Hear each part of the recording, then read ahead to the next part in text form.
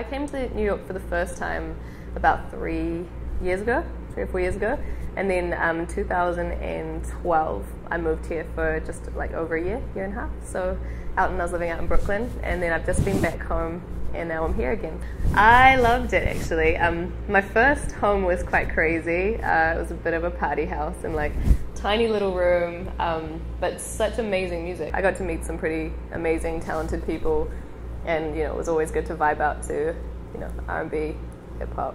As soon as I could make a noise, Dad told me I could sing like an angel, so that kind of continued it. And I remember when I was, even from about 5 years old, I had a songbook, like I'd write lyrics down. And yeah, I was sort of, did lots of different singing, musicals even. And then when I got to about 14 or 13, I started playing guitar, and I was writing my songs that way. And at 14, I went to open mic nights and started playing my own original songs, and that's sort of, from there, it's been developing into different things. I mean, I've listened to a lot of different things. So when I was younger, I started off with Celine Dion, Mariah Carey. Mariah Carey was a big one. Then went into like Aaliyah, NWA, Biggie, Ashanti, like that whole era. And then I went into like a punk phase. Then I went into and ska. I was in a ska band, and then went into folk indie, like Cecilia Ross, Explosions in the Sky, which were like really beautiful, instrumental, kind of ethereal stuff.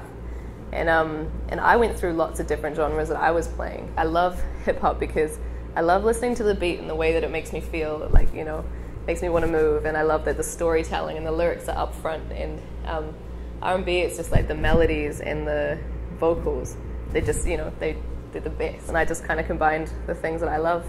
And it felt really, it was the first time that I was like, I love this music. This is the music that I want to be listening to. This is the music that I want to be making. And it just kind of all fell into place. And getting into production and knowing myself and knowing what I like really helped shape that into like a cohesive kind of sound. I feel like for me it's always albums as opposed to even artists, because we all go through phases, and albums are just like a point of our lives. So even with that, there's just classic albums that always stick with me. For me, the Dark Mind EP though, that was a period of time that I needed to write about. That was 10 years ago, that I needed to really like express and move forward on. So for me, I guess it is somewhat storytelling. I'm from New Zealand, so it's like, 15 hours, no more, like 19 hours, 20 hours from home. So, I gave up a lot, relationships, certain things that through long distance that didn't work out. That's been pretty tough. And also, I got so carried away in the music at one point a couple of years ago, or a year ago too, that like I forgot to really nurture those important relationships with family and friends. And recently as well, I've been going home and just been learning the real importance of life. And that's been the toughest thing, but also the most rewarding thing, is really learning. As much as I'm so happy to be here with music, extremely grateful, that at the end of the day, family and your real friends are what matter. I already had the next album kind of ready to go. So that's it. At the moment, there's quite a few people since all the charting and stuff that have kind of jumped on board that are interested in working. So it's a really exciting time. Also looking at different tours, obviously the album, videos, there's definitely a lot.